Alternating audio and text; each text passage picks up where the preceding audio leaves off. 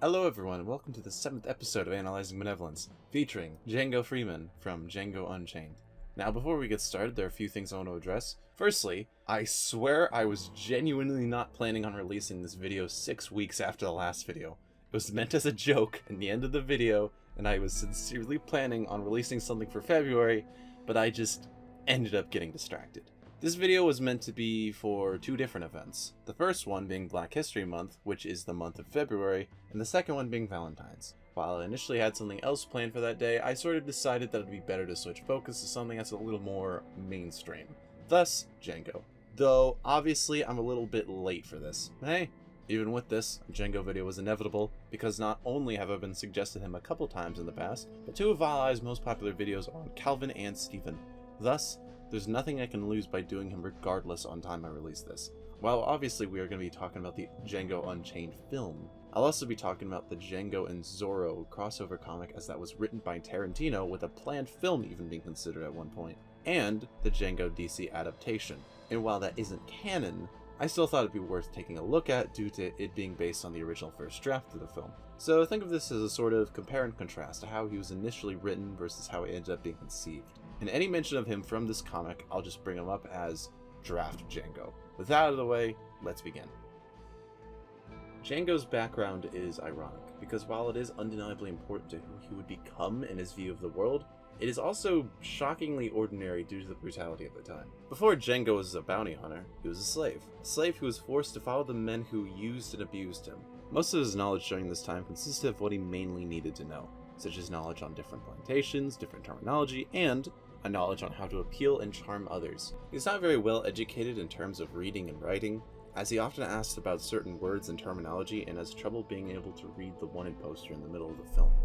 However, this is to be expected, as only up to 5% of slaves during this time were literate. So it's still genuinely impressive that Django was able to speak and read as well as he did. Besides this though, there is nothing known about Django before he met Broomhilda. There are some moments in the Zorro comic in which he goes over his general worldview and reflects on the general experiences that he went through during his time as a slave. However, there isn't anything specific enough to state as part of his background, so I think this is more important to clarify later on.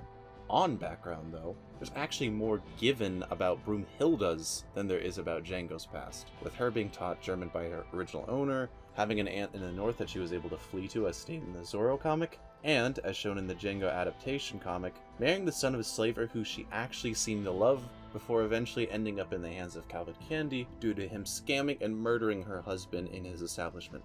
By the way, off topic, if nothing else, read the DC Django adaptation for this specific scene. It adds a ton to Calvin Candy as a character, and there's also some other cut moments in the comic that add more characterization to him as a whole. That aside though, even King Schultz is given much more background of who he was before the film, with him mentioning his dentistry practitioner for example. So with Django, that leaves him in a sort of bizarre position. The only thing that makes him distinct from any other slave before the film during this time is just the fact that he got married, which, while it did exist, was still legal at this point. So, in a weird way, Django is more or less just kind of an everyman, or rather an average depiction of a slave. That isn't to say he's ordinary, far from it, but rather that, during this time period, he really could have come from anywhere. We'll get more into this element of him later on. For now, I think it's better if we get into what exactly makes Django unique. For starters, Django is, well, a black bounty hunter. Believe it or not, these did actually exist to some degree, or at least some black legal officers, such as, I'm not sure if I'm pronouncing this right, Bass Reeves, for example, who was a marshal and made up to 3,000 arrests during his lifetime. However, that's a marshal, and this is a bounty hunter, and bounty hunters, at least in the way that Schultz and Django do their jobs, are much different in how they go about justice compared to a marshal. I don't think it's very controversial to say that murdering people for a living isn't exactly the most ethical job out there. Sure, it's legal, and sure, there's much more of a moral leeway to make here considering the men they are targeting are wanted murderers, unless they are wrongfully convicted as such, but that's a separate discussion. But I think it sort of starts to fall into issue when you execute a man right in front of his son instead of just, waiting for the son to go inside, or bringing him in alive, or doing anything to prevent this kid from having trauma for the rest of his life. Though, let me be clear here, this is something that applies to Schultz. Hell, it applies even more to him than it does to Django, as while Schultz was a white man who had experience in other fields and just generally had many more opportunities, bounty hunting is the thing that Django was taught after he became free. He doesn't have any other education that is spoken of, no connections, and certainly less of an advantage to be even welcomed by businesses due to the color of his skin. So basically, I think it's more likely for Django to be killed on the street than it is for him to get a well-paying job at a bar in the South. Not to mention that any person he does kill who isn't part of his bounty, he typically has a really good reason for doing so, such as out of self-defense or simply to free the other slaves. On this point though, he is also clearly a bit of a sadist as well when he does these kills. There are some exceptions to this, such as him clearly not wanting to kill the father in front of his own son. However, he admits right in the beginning that he's excited at the prospect of being able to kill a few white people, commonly taunts his enemies, even watches Stephen's death like a fireworks show, and at one point, during the Zorro comic, even let a man go for the sole purpose of telling what happened and spreading panic, as he puts it. Now, at the beginning, I mentioned I would also reference another version of Django, Draft Django, and talking about the character, and I do want to talk about him here specifically. To start, there are some subtle differences. Like for example, in the original film, when he's being tortured by the brothers in the flashback, he begs for his life, with one of them saying, "I like the way you beg, boy." So when he eventually kills him, he says back to him, "I like the way you die, boy." You know, like a sort of ironic justice kind of thing. In the comic, however, the actual flashback isn't shown, but Django still says the line, so it makes him come off as just kind of a sadistic weirdo. There's also how in the film when he asks whether the people Schultz kills are bad people and then asks if they are white people, but then in the comic he asks if they are white people and then asks if they are bad people. You know, standard first draft, last draft kind of stuff. But then you get two cut scenes where he is just borderline insane. The first is how he's willing to just beat the ever-living shit out of Steven in the scene after they meet, despite the fact he hadn't actually done anything yet, besides just being in his position. The second being how he kills the guys at the place where, I apologize if I'm saying this name wrong, D'Artagnan was murdered. He then proceeds to chop up their bodies and feeds them to the dogs with mushrooms to kill them. And then just asks a nearby kid for help as if he didn't just watch him commit cannibalism by proxy. Which is metal as hell, but also Jesus Christ. But also, whether we are talking about Django from the movie or comic, we should clarify something incredibly obvious. And it's that, as previously mentioned, the men who he murders are his oppressors. Now, in recent times there's been a sort of debate revolving around vigilantism. And listen, when it comes to direct references made in regards to this, I'm not going to comment on that. That's not what this channel is. That's way out of my pay grade. However, I will say, I am generally a believer in the idea that might does not make right. However, when it comes to extreme cases like this, where these are individuals that slave your people, torture them, kill them, and do all kinds of atrocities, it is true that oftentimes violence is the only way, or at least one of the only ways to escape those situations. That isn't even to mention that, even if that weren't true, it's extremely hard to say that about slavery due to the sheer brutality that took place during this time. Hell, it's brutality that still happens in different parts of the world. So, while I can't exactly say that his sadistic elements are necessarily positive traits, nor am I typically one who endorses violence, honestly, just let him cook here and let him keep doing what he's doing, because it's really hard to argue in favor of the slavers here. In terms of general flaws, though, there is one last thing I want to talk about. During the sequence in which he pretends to be a black slaver in front of Calvin, there's a moment in which they meet up with D'Artagnan, again, I apologize if I'm saying this name wrong, the slave who ran away from Calvin. And while he was taunting and mocking him, asking how he'll be reimbursed, Schultz actually pitches in to say that he'll buy him. However, Django pops in the conversation and says that he won't, and that Schultz just wanted him to stop toying with him, which then leads to Schultz to put away his money and Calvin to bring out the dogs and just letting them ravage him, with Django staring with a blank expression at Calvin. Now don't get me wrong, I understand why he did this, because it wouldn't have made much sense for a heartless slaver to suddenly openly care about some random man who is past his primary worth. However, that is insanely cold.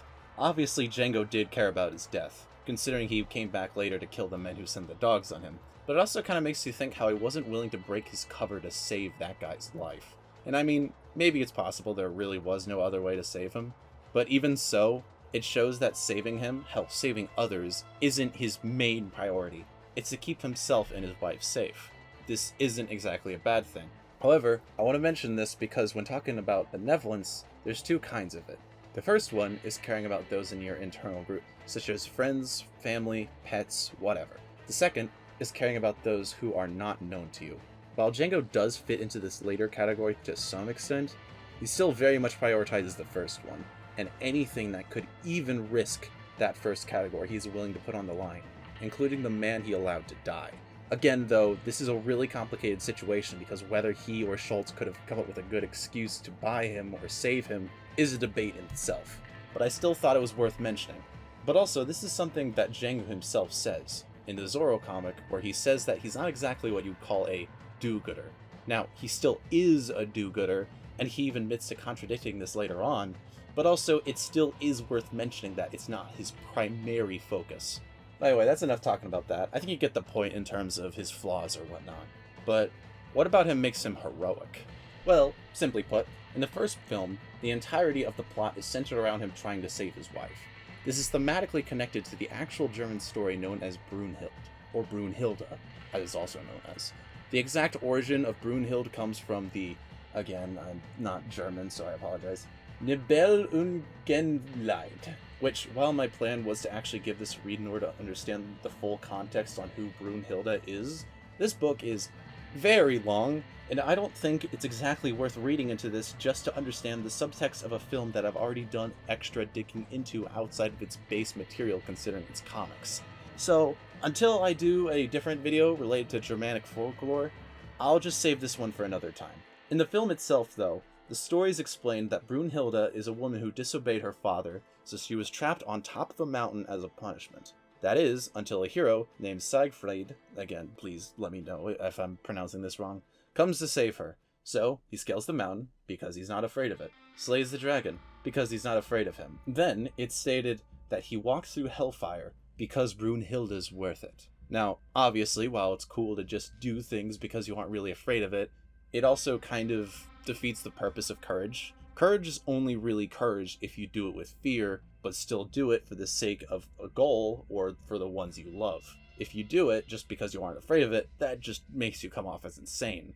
What makes the story important, however, is the very last line, because she's worth it, implying that, yes, while many elements of this treachery were easy to get through, that hellfire, at the very least, was genuinely horrifying, but he still goes through it, just for the sake of his love and to save her. Obviously, this applies to Django. Sure, yes, there are many moments in the film where he's not exactly afraid of something, at least on a surface level. However, there are also moments where he shows visible fear for his own life as well as the lives of the ones he cares about. He is courage incarnate, going to meet some of the most brutal and horrific slave owners at the time, just to save the woman he cares about, who, may I remind you, he likely hasn't seen in years, as opposed to just noping the fuck out of there. And also, at one point, he just straight up gives up just for her. Like, he was able to shoot every single bastard at the plantation down, and would have continued to do that, if he wanted to. But he only stopped purely because Brunhilde was at gunpoint. Even when she's screaming at him not to do it, and to keep fighting, he still gives in just for the sake of protecting her life. Again, this is a prime example of that first type of altruism I was talking about. Sure, he will put her above other people as well, but on the same time, he is also willing to do anything just for her. Even completely giving up his freedom once again, or even his life, just to protect her safe. But, okay, we all get that he's a really good hubby and is willing to protect his wife, but what about other people? Is he altruistic for the average man?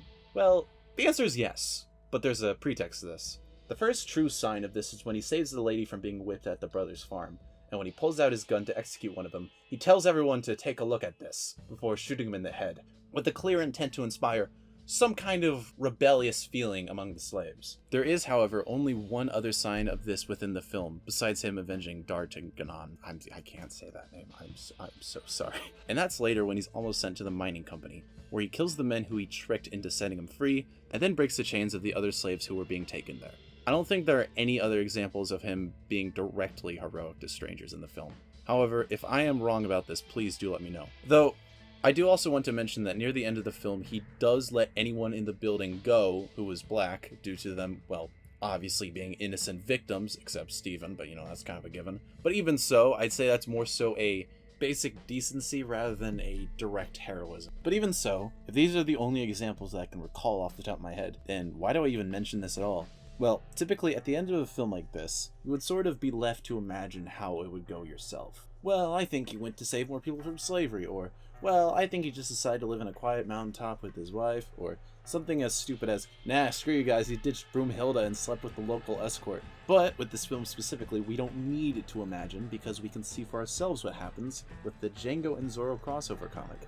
When it comes to these sorts of videos, I generally want to try and avoid a basic summary type explanation of the content that I'm covering, especially considering most people who would be watching this would have seen the film anyway. However, due to how little this comic is actually known and how the wiki page for Django doesn't even fully mention its plot, I will do a bit of a summary for what happens in the comic here, albeit very abridged and more so focused on Django himself rather than any other characters, just so you can give it a read still, which I would recommend to anyone watching. It is a very good sequel to the Django story and also got me a little interested in Zorro as a character, as someone who knows basically nothing about him. So, if you want to avoid any explanation of this comic and just give it a read yourself, which I wouldn't blame you for, just skip to the timestamp that's shown on screen. Anyways, after the events of Django Unchained, Django became a wanted man, partially because of his destruction of the Candyland plantation, but primarily due to his killing of the men who worked for the mining company. So after that, he and his wife fled to the north where the two meet up with her aunt. And while he goes around doing bounties as a way to make money, she is helping out her aunt set up the Underground Railroad, so even in this way, he's indirectly helping the cause. In terms of the actual story though, it starts when he meets Diego, aka Zorro, in the middle of an Arizona desert, in which he is initially trying to use his carriage as a place to hide in order to scout out a bounty, which he does apologize for once the gunfight is over. He then gets hired as a bodyguard for Diego, which, while it isn't really his thing, he accepts due to just the sheer amount of gold and money that he offers him.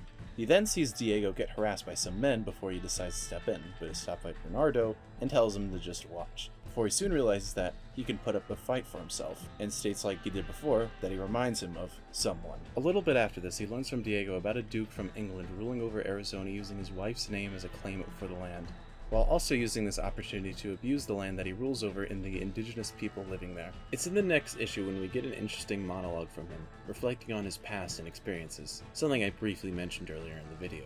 Being a slave ain't about hard work. Ain't a man don't feel stronger and more satisfied after an honest day's work. But being a slave? Nah, that's all about fear. I grew up always knowing that fear, always tasting that bit in my mouth. Same as, you can see what's on the screen, I'm not gonna say that. Time I took as a bodyguard for that Californian. I thought I'd left slavery and all that ugly shit behind me.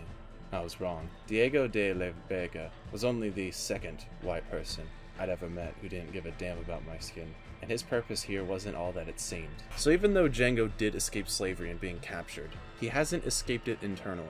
There's still the hate that surrounds him, and the people who just look at him differently. And he is still surrounded by those of his own people who are enslaved and forced to give in to the whims of those they shouldn't serve. Later though, he and Diego pretend to do the role of a rich aristocrat and his bodyguard wanting to fund the railroad project that the Dutch is planning, with both of them soon realizing that one of the men there was actually the owner of the mining company. Diego initially plans on just straight up killing him as a way to avoid the issue altogether.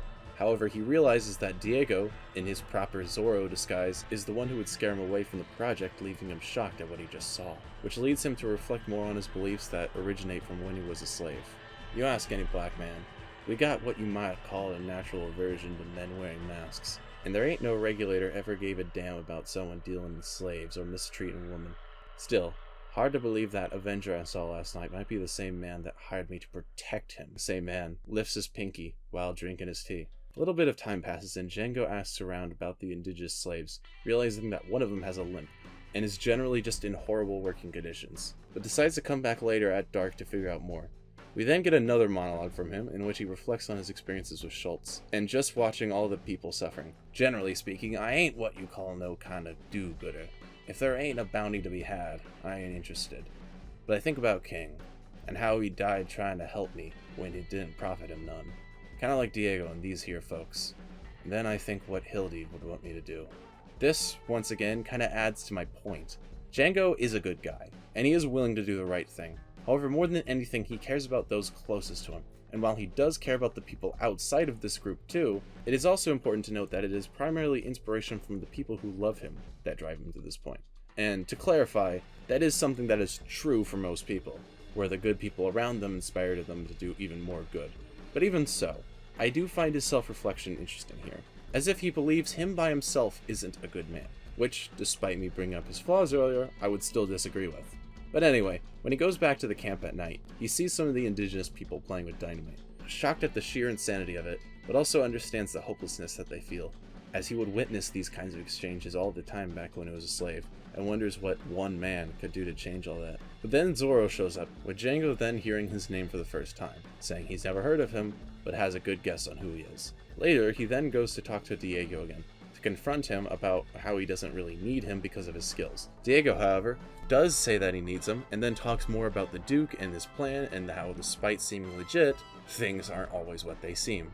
Which leads to a flashback, back to when Django was still bounty hunting with Schultz, in which the two put on a bet, with Django saying he couldn't get a table at a nice restaurant, with Schultz saying that he can. So, the two proceed with the bet, with Schultz taking Django to the nice place and asks the owner for 2 seats, with the owner then throwing a racist tantrum before Schultz states that he knows he's a criminal, and essentially blackmails him into giving the seats at the table, with Django then being shocked at the revelation, and Schultz saying in response that things aren't always what they seem. There is, of course, a very similar scene like this in the original film, in which the two get a drink, the bar owner acts racist, and then Schultz uses his knowledge to get them out of the situation, with Django then just being shocked at this. However, it does also reiterate a certain lesson that Django learned from Schultz, something I'll get more into later. Either way, Django and Django learn that the claim that the Duke's wife has is illegitimate, and during this, the narration states that Django wanted to take Django under his wing, because he sees him like himself, a heart that cries out for justice. He then gets into a gunfight with the Duke's guards, who wanted to take him for prisoner out of accusations that he himself is Zorro, only for Django to stop the fighting and state that he will meet up with the Duke personally, which will give Django an opportunity to find even more evidence on the Duke, to which Django is then asked to go in the suit that Zorro wears as a proper disguise, before it is once again elaborated on further that Zorro almost sees Django as a sort of son. Initially, the plan with Django actually goes really well. Pretty much everything goes without a hitch, but then he runs into a bunch of hanging bodies, one of which being the slaves that I talked to earlier. Suddenly, in a flash of rage, he just decides, to sum it up, that he's tired of running from people like them, and decides that they all need to die. Then he just slaughters them all, but allowing one to live to spread panic, as he puts it, like I mentioned earlier.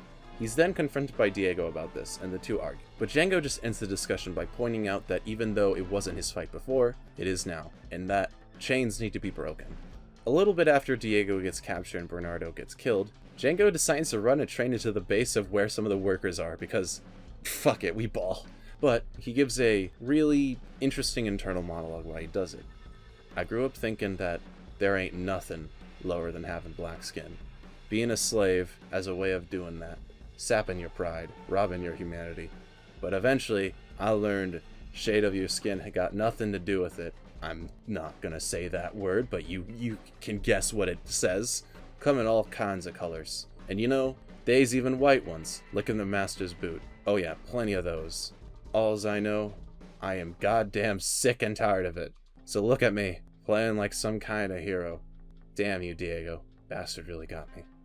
Which I think fully shows the point that I was talking about earlier. Even though Django said he wasn't someone who was necessarily focused on purely saving others, and there were only a few moments in the first film that did actually show him doing this and inspiring the other slaves to go on his path, he still ended up deciding to save the slaves here anyway, because he couldn't let himself not do it. But anyway, he actually ends up inspiring the indigenous people to save him from being murdered and break their own chains and start a rebellion, which leads to a long battle outside of the Duke's mansion, before it is brought to a close by the Duke's wife killing him. Finally, Django and Django hold a little funeral for Bernardo, with Django reflecting on how many people they lost, and then states that he never saw Django again after that, but that he was the most particular white man he has ever met, and that's saying something. So obviously I skipped out on a lot of details, but I think I gave the basics of what was important, in that Django fully becomes a hero in this comic. While it was more so hinted at the end of the film that he went out of his way to save more people from their chains and slavery, the comic fully confirms it. And while I would say that he was a bit of a hero in the film, it becomes fully solidified here. He becomes a man who, despite his more flawed elements, is a hero who saved countless others during the most brutal time in American history. Though also, the thing is, I'm not sure if his heroism is the most important part about him, ironically enough. No. There's something even more important than that, at least in my eyes. There's a very odd speech given by Calvin Candy in the film, as he talks about his idea of what is the exceptional black man. I am rewording this for extremely obvious reasons, but basically, in his mind, while he holds these horribly racist ideas that black people are naturally submissive due to some garbage about pimples on the back of their skull, he also believes that every so often, the race has the potential to produce an exceptional being that bypasses every other person, both white and black. An Ubermensch, if you will. Now, what does this have to do with Django? Well, everything. Of course, the idea that there can only be 1 in 10,000 who can fully reach this potential and that the rest are just beneath is horribly racist. But the idea that Django himself is exceptional is something that even Django himself agrees with. Django, despite being a slave with no former background, has a variety of skills due to one simple thing. He is a genius. He has an amazing ability to pick up on skills like no other would.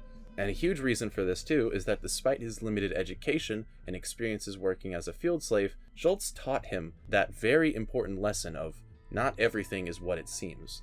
At the beginning, he's soft-spoken, nervous, and not as willing to stand up for himself.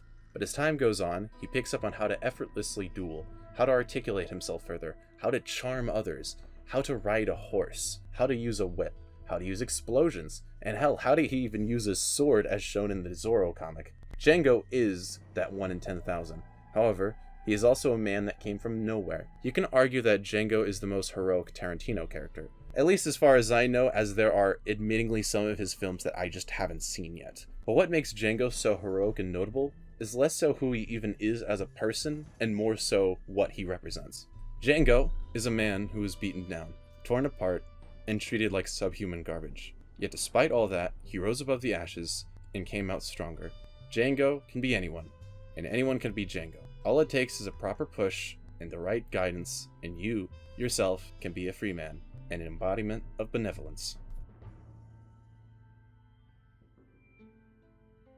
Alright, again, I do want to apologize for this video being late. As I said, I have gotten a little bit better at managing time, but that's not to say I'm necessarily good at it still. But, hey, we're getting better at least, you know, that's the important thing. I don't really have a shout out for this week, as honestly it just has not been taking up my brain. Or not week, but episode, but you know, point is that it's mainly just been, it's been busy. It's been very, very busy. And I can't wait for spring break. I really can't.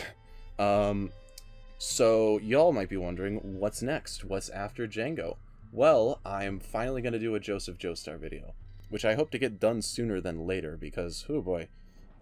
It's going to be probably really long just because of how much he appears in the series and how much it would probably take to analyze him. Or maybe it'll be really short. I'm not sure yet. But, I don't know. Hopefully I'll get that out within the next month, and then afterwards I have another video planned, which I will not share the details of that yet because it's a bit of a strange one, but it's also one that I'm very excited to make as well. So, look forward to that. After that, I've got other ideas, but I'm not really sure whether I should share them or not, so yeah. Besides that though, yeah, I'm running out of things to say. Just thank you everybody for being here, watching the video. I'm a little tired. I'll edit down this audio later as well as edit the footage and all that, but right now I'm just gonna go take a nap. So, have a good day. Thank you.